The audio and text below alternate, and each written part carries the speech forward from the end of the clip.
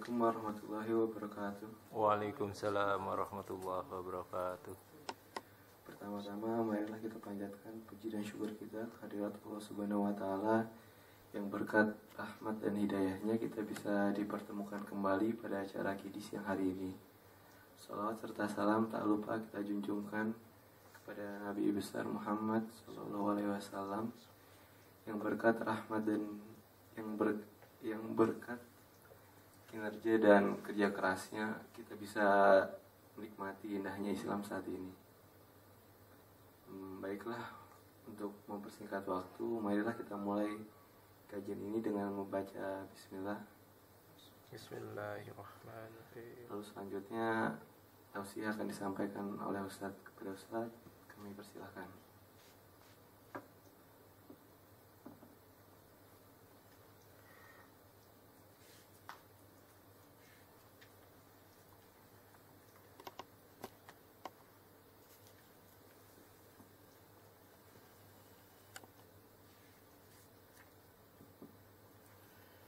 Assalamualaikum warahmatullahi wabarakatuh. Waalaikumsalam warahmatullahi wabarakatuh. Alhamdulillahi rabbil alamin alladzi nahmaduhu wa nasta'inuhu wa nastahdihi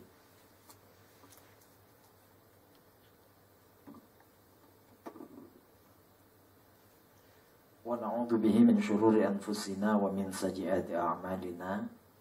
Man yahdihillahu fahuwal muhtad wa man yudlil falan tajida lahu waliyyan mursyida.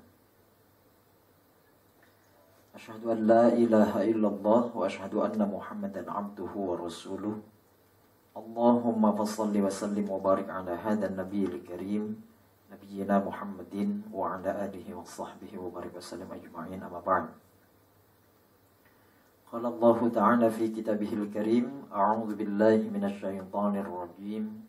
Qul huwal qadiru 'ala an yab'atsa 'alaikum 'adzaban min fawqikum aw min tahti arjulikum aw yalbisakum syi'an wa yudhiqa ba'dakum ba'sa ba'd. Unzur kaifa nusarriful ayati la'allahum yafqahun.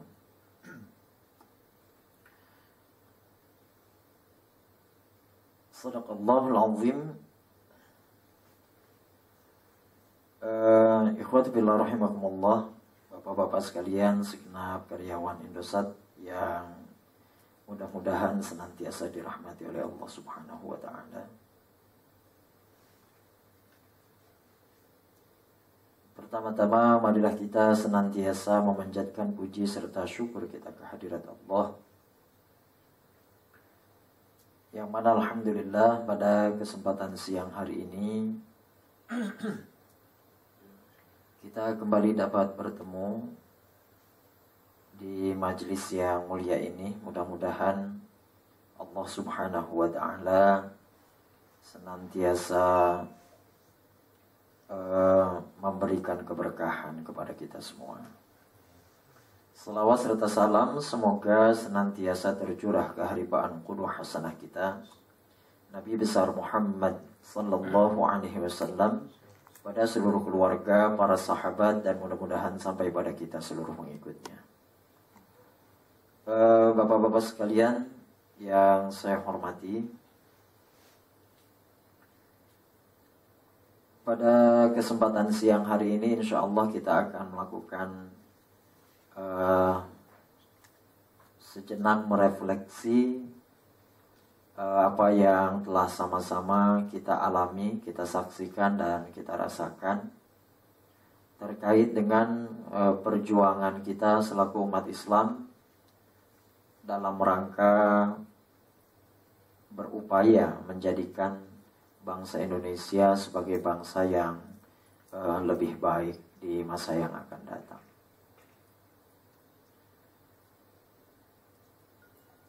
Kalau Anda secara pribadi yakin selalu ada banyak cerita dengan beragam versi ketika satu momentum atau satu kejadian telah terjadi.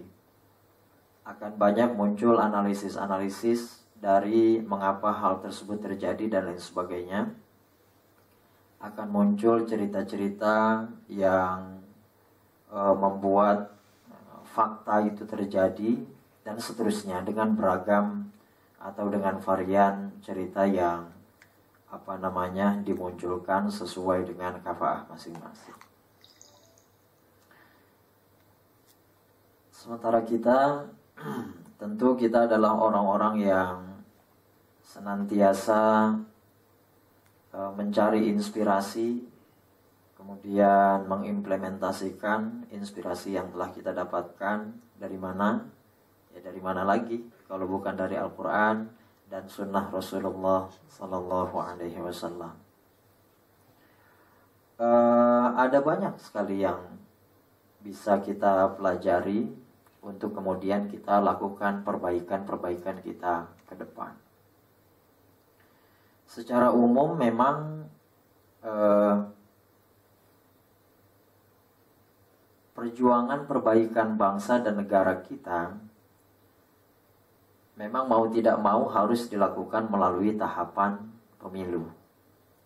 Itu satu hal yang memang sudah kita sepakati bersama sebagai satu komunitas bangsa, bahwa kita tidak memilih jalan revolusi untuk memperbaiki bangsa dan negara.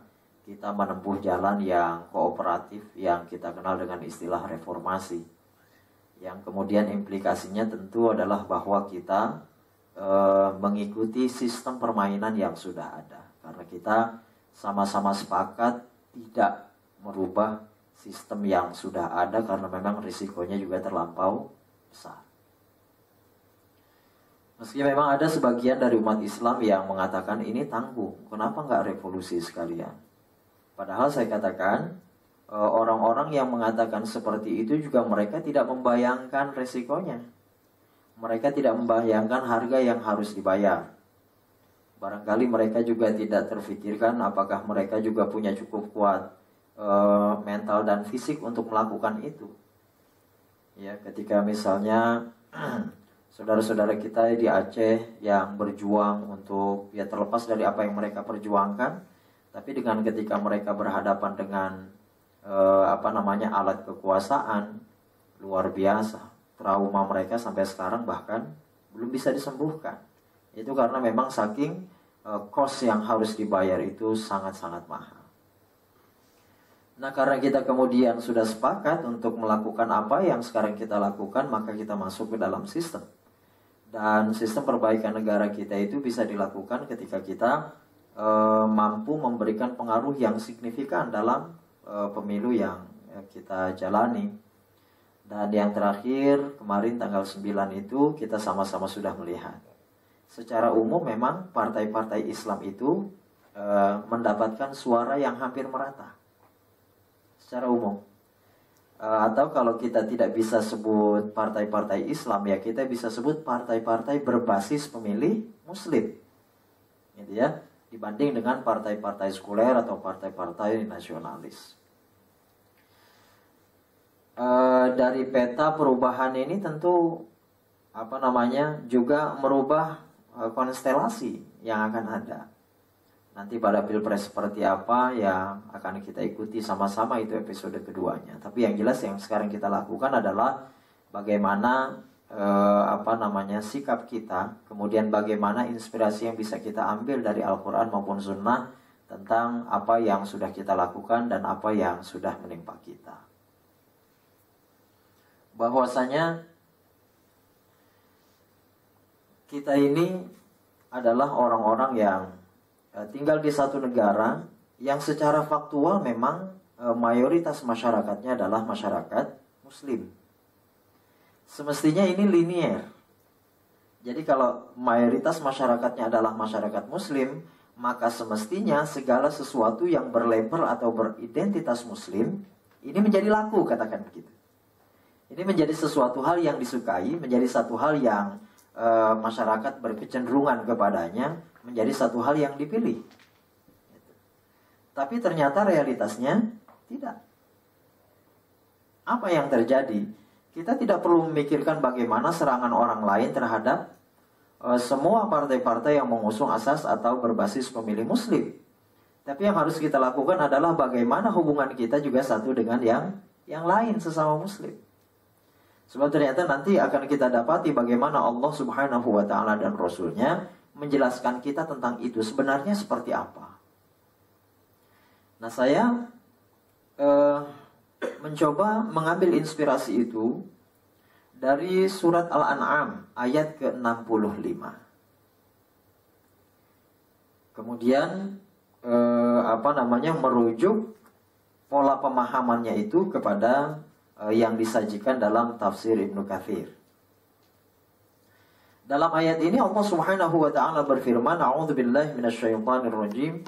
Qul huwal qadiru 'ala ay yab'atsa 'alaikum 'adzaban min fawqikum aw min tahti arjulikum aw yalbisakum syi'an wa yudhiqa ba'dakum ba'sa ba'd." Qul, katakan hai Muhammad, huwal qadiru 'ala ay yab'atsa 'alaikum 'adzaban min fawqikum. Dialah Allah yang maha berkuasa untuk menimpakan atas kamu semua azab. Min fauqikum, baik yang datang dari atas kamu, au min tahti arjulikum, atau yang datang dari bawah kaki-kaki kamu, au yalbisakum syi'a, atau kemudian Allah Subhanahu wa taala menjadikan kalian terpecah belah, wa yudhiqa ba'dakum ba'sa ba'd, kemudian masing-masing merasakan keganasan satu sama lain. Ini yang disajikan oleh Ibnu Katsir ini tafsirannya luar biasa. Ada yang pertama menyajikan secara letterlek bahwa ini terkait dengan kehidupan keberagamaan, kaitannya dengan murka Allah Subhanahu wa taala terhadap hambanya. Tapi di bagian akhir tafsiran ayat ini, beliau menyajikan satu penafsiran yang cukup punya korelasi dengan kondisi kita sekarang, gitu ya. Dan mudah-mudahan waktu kita cukup untuk mengupas itu.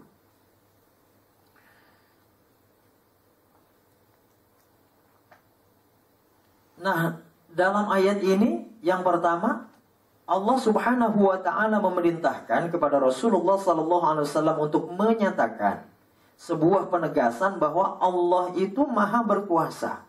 Allah sangat mampu untuk menurunkan kepada kita azab dengan berbagai macam azabnya. Yang pertama, min fauqikum, azab yang berasal dari atas kita. Nah, ini banyak para sahabat dan tabi'in yang memberikan penjelasan. Nah, ini penjelasan klasik seperti yang akan kita lihat, tidak keluar dari frame hubungan hamba dengan Allah Subhanahu wa taala. Jadi yang dimaksud azab yang datang dari atas itu adalah bisa berupa badai yang membawa batu, atau kemudian hujan meteor dan sejenisnya seperti itu. Memang azab yang datang dari atas. Kemudian au min tahti arjulikum, atau azab yang datang dari bawah kaki kalian. Misalnya air, gitu kan? Bentuknya air, atau kemudian gempa bumi, atau kemudian gunung meletus dan sejenisnya. Nah, azab-azab seperti ini bagi Allah Subhanahu wa taala sangat mudah untuk Allah timpakan kepada kita. Atau yang ketiga, au yalbisakum syi'a wa yudhiqa ba'dakum ba'sa ba'd. Atau Allah jadikan kita itu berkelompok-kelompok, berpecah belah, kemudian satu sama lain kita saling menghancurkan. Ini frame biasa. Anda katakan ini frame biasa. Nah, nanti kita akan masuk kepada frame berikutnya yang memiliki korelasi yang cukup kuat, ya, tafsirannya dengan keadaan kita sekarang, dan ini juga masih tersaji dalam kitab yang sama, ya, dalam kitab Ibnu Katsir, tafsir Ibnu Katsir. Nah, tafsiran seperti ini kemudian juga dikuatkan dengan menyajikan banyak, ya, riwayat-riwayat tentang hadis Rasulullah sallallahu alaihi wasallam terkait dengan ini.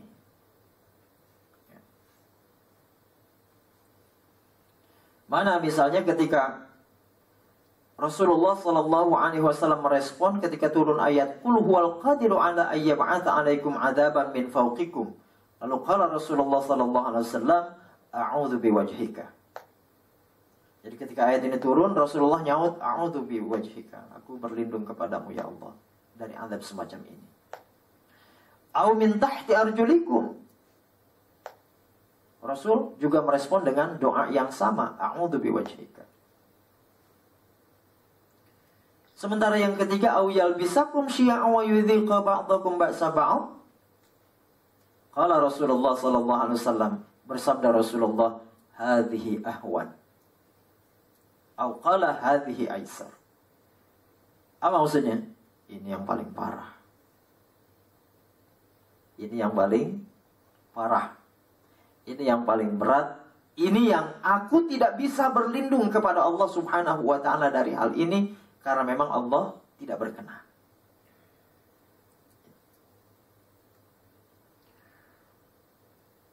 Maka kemudian terkait dengan itu,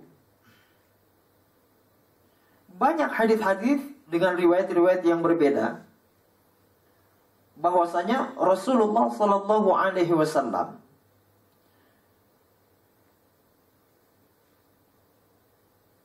meminta 3 hal kepada Allah Subhanahu wa ta'ala. Ya.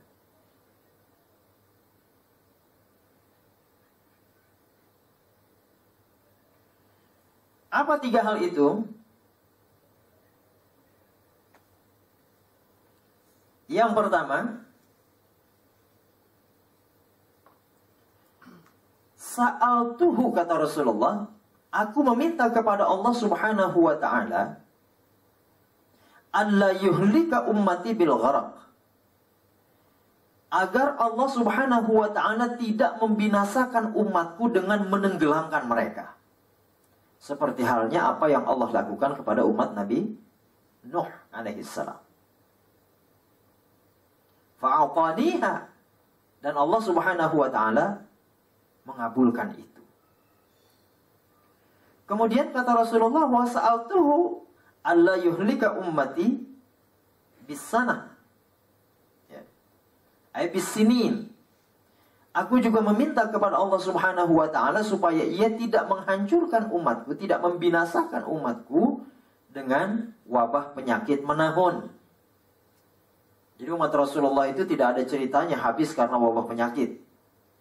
Ya, termasuk penyakit-penyakit modern yang ada sekarang ini, AIDS dan segala macam kayak gitu, itu tidak akan bisa memusnahkan umat Rasulullah sallallahu alaihi wasallam. Akan tetapi ketika Rasulullah meminta yang ketiga, kata Rasulullah, wasa'atuhu alla yaj'ala ba'sahum bainahum famana'aniha. Tapi ketika Rasulullah sallallahu alaihi wasallam meminta kepada Allah supaya, ya, jangan menjadikan kebencian di antara mereka, di antara umat Rasulullah sallallahu alaihi wasallam, famana'aniha, Allah Subhanahu wa ta'ala tidak mengabulkannya. Tidak mau meluluskan permintaan Rasulullah sallallahu alaihi wasallam. Ini dalam riwayat-riwayat yang lain, dalam kitab ini banyak disajikan dengan matan yang berbeda, tapi secara maknawiyahnya sama. Bahwasanya kesimpulan dari 2 permintaan yang diajukan oleh Rasulullah sallallahu alaihi wasallam adalah bahwa umat Rasulullah sallallahu alaihi wasallam itu tidak akan diazab dengan jenis-jenis azab yang dulu Allah timpahkan kepada umat-umat sebelum kita. Mau kepada kaum Samud, kaum 'Ad, gitu kan? Kepada umat-umat Nabi terdahulu yang Allah pernah lakukan itu kepada mereka, maka Allah tidak akan lakukan itu kepada kita, umat Rasulullah sallallahu alaihi wasallam. Ya, demikian dengan beragam penyakit. Penyakit-penyakit yang pernah Allah timpakan kepada umat-umat terdahulu juga Allah tidak akan timpakan kepada umat-umat Rasulullah sallallahu alaihi wasallam. Artinya ada penyakit-penyakit yang sifatnya masif, massal, kemudian memusnahkan kaum itu, tidak. Ya, tidak. Nah, akan tetapi ini perkaranya yang kata Rasulullah, hadhihi ahwan. Ini yang lebih berat, ini yang lebih parah. Apa? Nah, itu tadi. Kita menjadi terpecah belah, kemudian kita saling menghancurkan satu sama lain.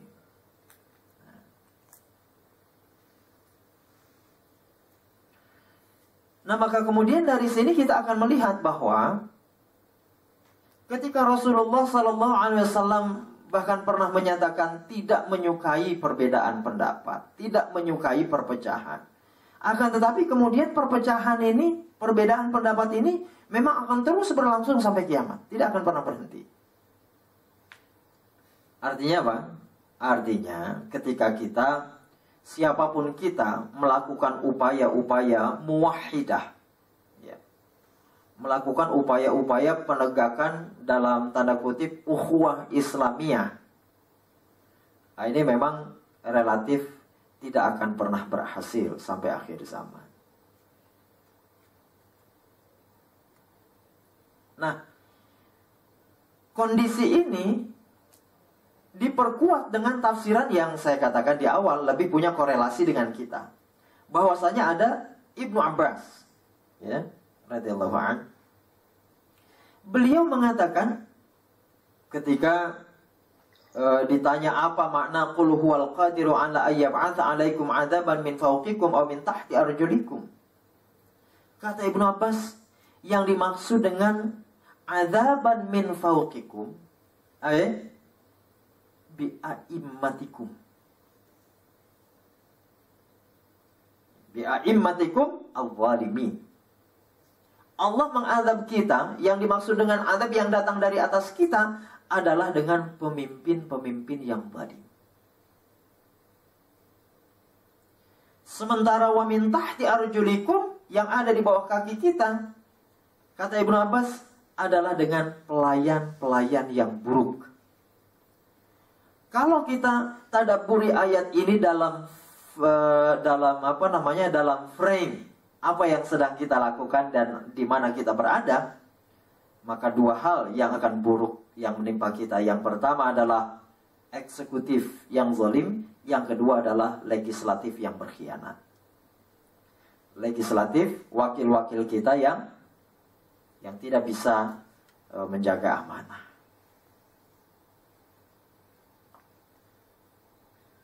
Nah, dengan tafsiran seperti ini, ya, kita sudah merasakan berarti sekarang, oh ternyata ini ujian yang berat buat kita.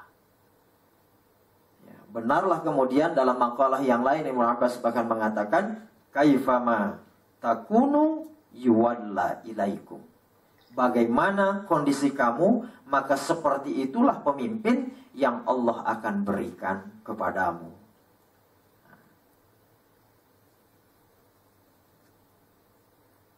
Baru kemudian kita kaji bagaimana kondisi kita. Gitu kan? Kita melayani masyarakat semaksimum yang kita bisa. Kita berada di tengah-tengah masyarakat, luar biasa, nyaris 24 jam kita tidak terpisah dengan masyarakat. Ketika wilayah kita tertimpa musibah, orang-orang lain pada ngungsi ke tempat yang tidak terkena musibah, kita tetap bersama dengan masyarakat, memberikan pelayanan-pelayanan, subhanallah. Jadi ketika ada kemalangan-kemalangan yang menimpa masyarakat kita, maka satu kata yang mereka panggil, kita. Tapi ketika masa itu telah lewat, kemudian terjadi masuk ke masa pemilu, maka siapa yang mereka pilih? Ternyata bukan kita yang mereka pilih. Mereka memilih orang lain. Masya Allah. Nah, ini memang tabiat orang banyak memang seperti itu. Ya.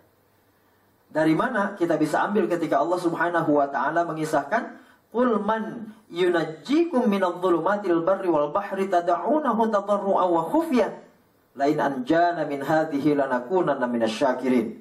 Ketika mereka kesulitan, mereka kan menyeru kepada Allah dengan penuh harap dan cemas, minta kepada Allah. Dan sungguh ketika Allah Subhanahu wa taala bisa membebaskan kita, membebaskan mereka dari kemalangan itu, kata mereka, lanakunanna minasyakirin, kami akan menjadi orang-orang yang tahu berterima kasih. Akan tetapi apa yang terjadi? Qulillahu yunajjikum minha wa min kulli karbin thumma antum tusyrikun. Allah Subhanahu wa taala yang menyelamatkan mereka dari azab-azab itu. Kemudian dari segala jenis kemalangan yang menimpa mereka. Tapi setelah mereka terlepas dari masalah itu, antum tusyrikun. Mereka semua mempersekutukan Allah. Bukankah kondisinya sama dengan apa yang kita rasakan?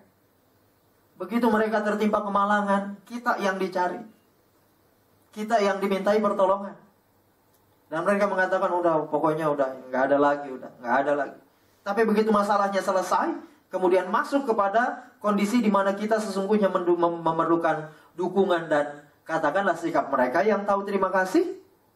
Hum musyrikun. Mereka semua gitu. Ya. Mereka semua tidak pandai berterima kasih. Mereka semua tidak ingat apa yang menimpa mereka dan apa yang kita lakukan. Tidak.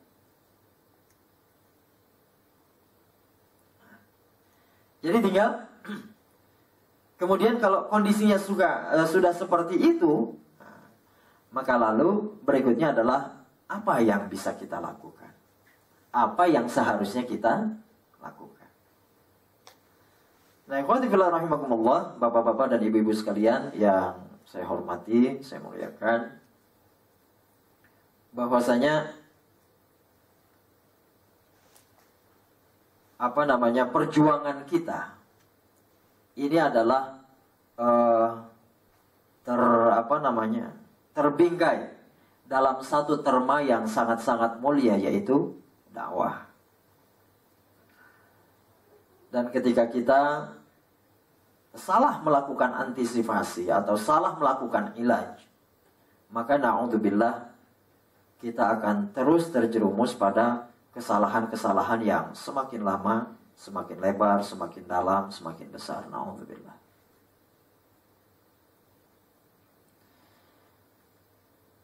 Apa yang harus kita lakukan? Tetap yang pertama adalah bahwa kita bersyukur kepada Allah Subhanahu wa ta'ala.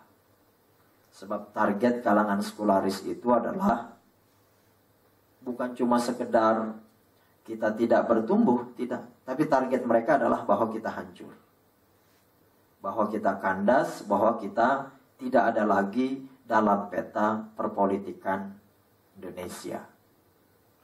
Tapi alhamdulillah bi'aunillah, dengan pertolongan Allah Subhanahu wa ta'ala, ternyata kita masih bisa eksis.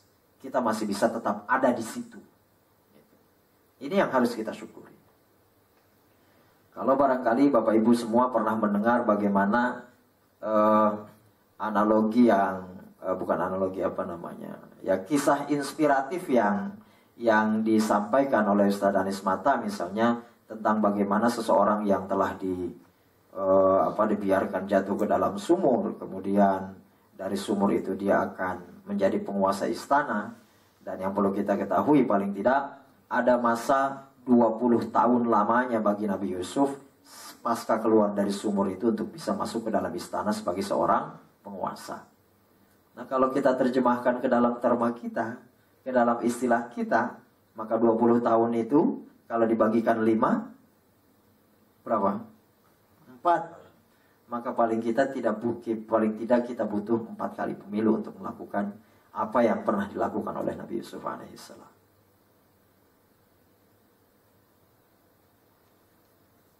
Jangan kemudian kita tergoda dengan isti'jal.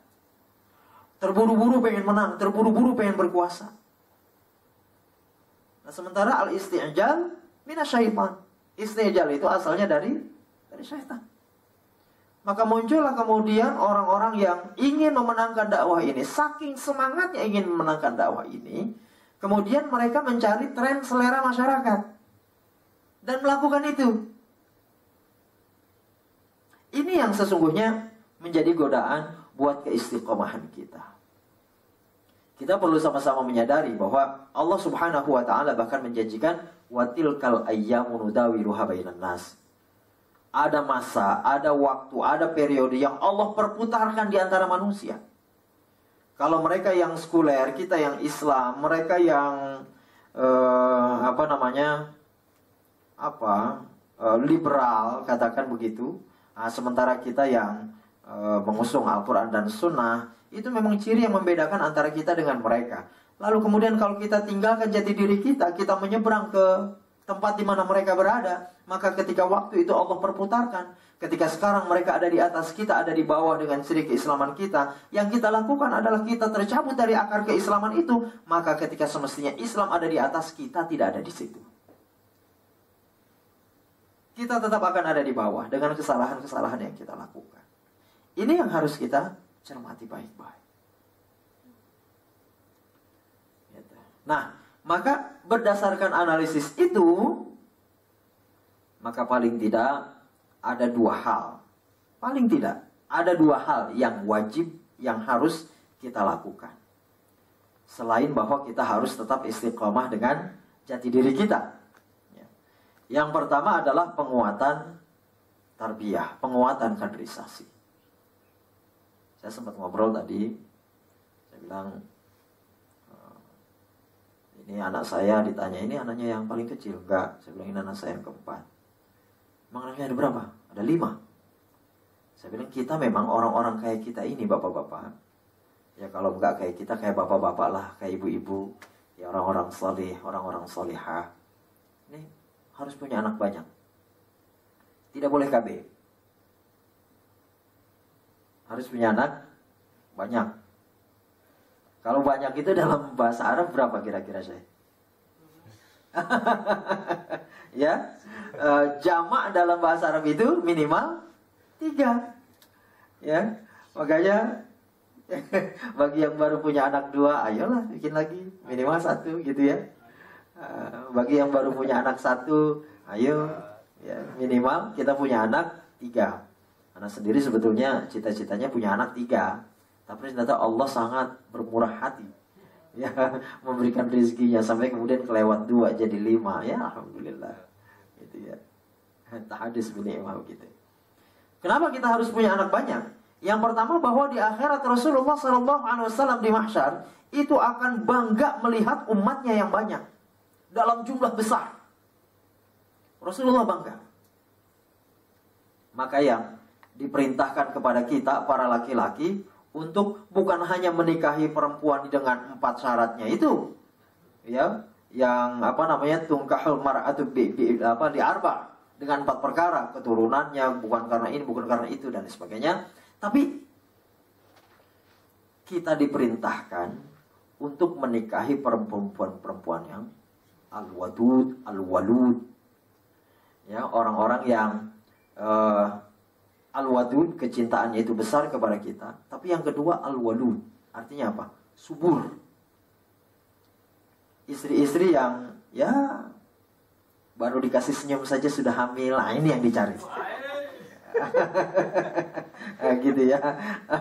Jadi artinya apa? Ketika ini diperintahkan kepada kita, nah ummahat-ummahat atau akhwat-akhwat ini juga harus mempersiapkan diri bagaimana caranya, ada pola makan, ada olahraga dan sebagainya supaya menjadikan diri mereka perempuan-perempuan yang subur, gitu. Nah, ini diperintahkan. Jadi banyaknya anak kita itu, paling tidak ini adalah generasi biologis yang akan mewarisi kita secara ideologis pula. Maka jangan kita ini terlampau polos melihat undang-undang pemilu yang mengatakan tidak boleh membawa anak-anak dan sebagainya. Memang kenapa? Bukan kenapa-napa. Memang undang-undang itu dibuat untuk membidik siapa? Kita yang dibidik. Bahwa fikrah Islam, ideologi Islam dengan terma rahmatan lil alaminnya itu mengancam eksistensi mereka. Jadi mereka ingin keyakinan yang sekarang ada di kepala orang tua jangan sampai tertular kepada anaknya. Itu yang ingin mereka lakukan. Emang tuh pikir apa? Mereka berkeberatan memang dengan anak-anak kecil yang menikmati dangdutan erotis itu? Enggak, mereka enggak keberatan. Mereka bergembira dengan itu. Karena dengan begitu kemudian di masa yang akan datang pendukung-pendukung fikrah mereka, ideologi mereka tetap akan banyak dan semakin bertambah banyak. Nah kalau kita, jangan. Mereka bilang jangan. Fikrah seperti ini nggak boleh diwarisi kepada anak keturunannya. Boleh bapaknya kayak begitu membela Al-Quran dan Sunnah. Boleh ibunya kayak begitu membela Al-Quran dan Sunnah. Tapi anaknya jangan. Ini yang mereka harapkan. Maka kemudian itu yang bisa kita lakukan. Yang pertama adalah penguatan secara internal melalui kaderisasi, tarbiyah. Yang pertama kita lakukan adalah kita punya anak keturunan yang banyak.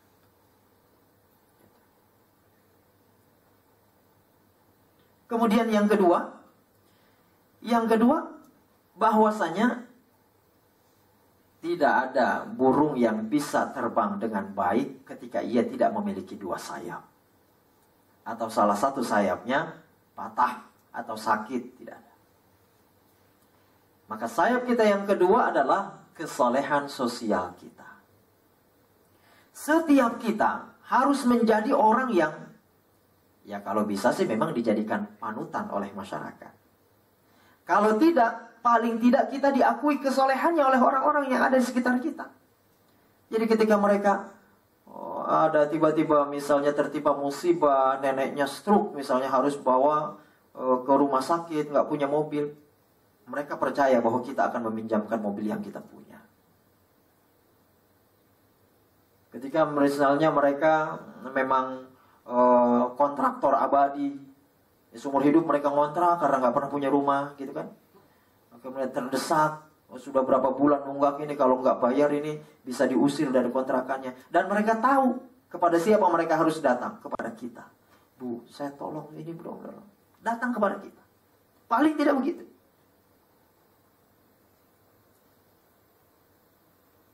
Nah, apa yang kita capai sekarang ini sangat-sangat bagus buat kita mengintrospeksi diri. Sangat-sangat bagus. Kita lihat di antara orang-orang saleh yang berkumpul di sini, misalnya dari 20 orang ini, siapa yang dikenal di masyarakatnya? Ada berapa persen yang dikenal di masyarakatnya? Ada berapa persen yang dikenal kebaikannya oleh masyarakatnya? Ada berapa persen yang masyarakat memang merasa iktina, merasa tenang dengan keberadaan kita? Ada berapa persen? Kalau selama ini juga kita ternyata memang masih sibuk dengan kesolehan pribadi kita semata-mata, sibuk dengan kerja, sibuk dengan keluarga, tidak pernah bersosialisasi atau minim sosialisasinya dengan masyarakat kita, maka ini adalah cambukan yang baik buat kita untuk sedikit berubah. Bahwasanya bertetangga itu penting, bahwasanya saling menghantarkan makanan itu penting, bahwasanya juga ibu-ibu bergaul dengan ibu-ibu, ayo itu penting, luar biasa penting. Ya, alhamdulillah, tahadus bin nikmah sekali lagi. Kalau tolok ukurnya adalah pemilu yang kemarin, maka di sekitar tempat anak tinggal dalam radius 1 kilo kiri kanan depan belakang dari 10 TPS yang ada di sekitar rumah itu, alhamdulillah 10-10-nya menang. Dan dengan perolehan dari 350 pemilih, kita dapat 280 suara untuk kita saja. Selebihnya itu dibagi-bagi kepada yang lain. Itu paling tidak ada 3 atau 4 TPS yang seperti itu. Kenapa? Itu tadi, karena masyarakat kita tenang dengan adanya kita, karena dia tahu kepada siapa dia harus pergi ketika mereka kesusahan, karena mereka merasa tidak sendirian ketika mereka tertimpa musibah. Itu yang kita lakukan. Nah, jadi barangkali ini sedikit refleksi yang bisa kita lakukan pada kesempatan siang hari ini. Paling tidak kita tetap bersyukur kepada Allah Subhanahu wa taala tentang apa yang kita alami dan kita rasakan bersama. Khair, masih ada waktu 10 menit, barangkali nanti akan kita lanjutkan dengan dialog atau tanya jawab. Dari Anda cukup sekian. Aku qali hadza, astagfirullah li wa lakum. Assalamualaikum warahmatullahi wabarakatuh. Waalaikumsalam warahmatullahi wabarakatuh. Baiklah, karena waktunya masih ada sekitar 10 menit, dipersilakan untuk sesi tanya jawab, baik dari Ikhwan ataupun akhwatnya.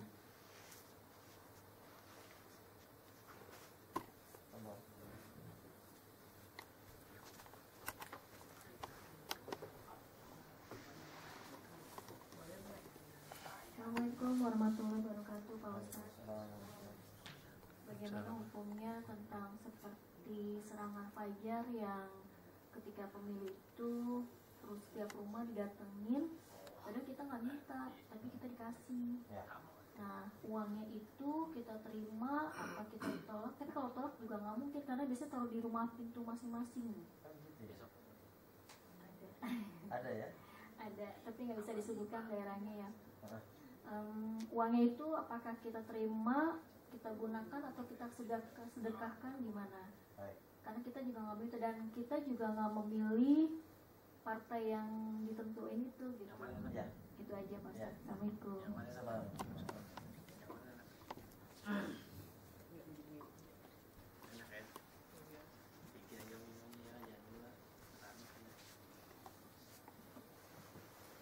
Baik, ini pertanyaan bagus sekali. Tentang money politics. Intinya kan itu. Money politics dalam perspektif Islam. Kita kemarin itu tanggal 9, tahu-tahu mau nyapuin halaman, buka pintu, loh, kok ada apa ini? Ya kan? Begitu dibuka, wis, 50.000, 70.000, bahkan ada yang sampai 100.000. Jadi ada memang partai yang batal menjadi partai besar karena membatalkan ucapannya. Ya kan? Dia pernah mengatakan kita akan membeli suara rakyat Indonesia. Rumornya itu satu suara itu mereka akan beli 300.000 rupiah. Ternyata batal, nggak jadi dilakukan. Makanya nggak jadi partai besar juga. Gitu. Pertanyaannya adalah bagaimana kita bersikap ketika kita mengalami itu. Kita mendapatkan pemberian, di dalamnya ada uang, padahal kita tidak minta. Bagaimana hukumnya? Boleh nggak kita makan? Atau boleh kita pergunakan untuk kepentingan-kepentingan yang lain? Jadi, Bapak dan Ibu sekalian, perlu kita ketahui, pemberian dalam Islam itu banyak sekali ragamnya. Banyak ragamnya. Cuma dalam konteks ini, yang mungkin hanya dua. Ya, yang mungkin hanya dua. Yang satu hadiah, yang kedua riswah. Yang pertama pemberian murni, yang kedua adalah suap. Kalau dia hadiah, halal. Siapapun yang memberikan. Mau muslim, mau non muslim, kalau sifatnya hadiah, halal. Tapi kalau riswah, siapapun yang memberikannya, haram. Baik muslim maupun non muslim. Bagaimana membedakannya? Nah, ketika kita tidak meminta, atau bahkan ketika kita meminta, pokoknya kita dapatlah, kesimpulannya begitu ya. Kita diberikan sejumlah uang. Justru riswah itu adalah pemberian yang dilakukan dengan syarat. Dengan syarat dia mendapatkan sesuatu yang belum pasti menjadi haknya. Anda misalnya mau naik jabatan, lapor ke atasan. Kata atasannya, boleh sih kamu naik jabatan. Wani piro. Ah, itu riswah. Gitu ya. Kecuali kalau memang dari pusatnya udah keluar namanya, ini harus naik jabatan. Kepala cabang yang di sini yang nahan-nahan. Gitu. Ini bisa keluar, bisa naik. Wani piro. Waduh. Gimana ini? Ya nggak bisa. Harus tetap dari sini meskipun dari sana udah keluar. Itu kan sudah pasti haknya. Maka ketika beliau ini mengeluarkan uang, bentuknya riswah. Tapi yang berdosa hanya yang menerima. Kenapa? Sebab niatnya adalah mengambil sesuatu yang sudah pasti menjadi haknya. Gitu. Kayak anak kita diculik, suruh nebus, kita kasih. Sama. Tapi itu hak kita. Boleh. Yang dosa siapa? Yang menerima. Nah ini pemilu suara, itu sudah menjadi hak dia belum? Belum. Karena tidak ada ungkapan kita, wow, saya akan pasti pilih kamu. Enggak ada kan? Nah, jadi ketika uang itu kita terima, Kemudian tentu syaratnya itu adalah bahwa yang bersangkutan ingin dipilih. Justru ketika kita memilih orang yang memberikan kepada kita uang atau memberikan uang kepada kita, itu jatuhnya riswah. Sebaliknya kalau kita diberi, kita terima, malah kita nggak pilih dia, kita pilih yang lain yang baik menurut kita, itu jadi hadiah, malah jadi halal. Ini yang masyarakat kita nggak tahu.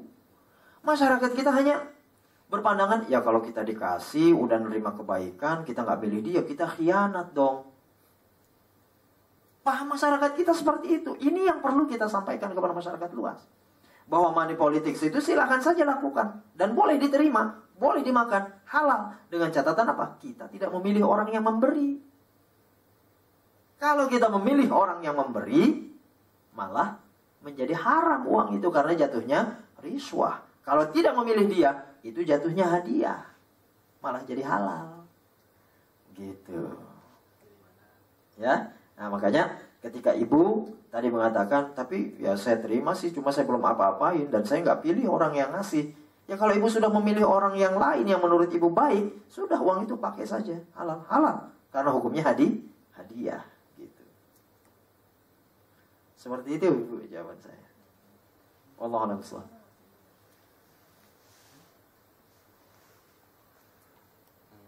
Baik, dari Ikhwan mungkin ada satu pertanyaan lagi. Kalau nggak ada pertanyaan, kita tutup kajian hari ini dengan membaca hamdalah. Alhamdulillahirabbil alamin. Istighfar sebanyak-banyaknya. Astagfirullahaladzim. Doa penutup majelis. Subhanallah wa bihamdika asyhadu an la ilaha illa anta astaghfiruka. Wabillahi taufiq wal hidayah. Wassalamualaikum warahmatullahi wabarakatuh. Waalaikumsalam warahmatullahi wabarakatuh.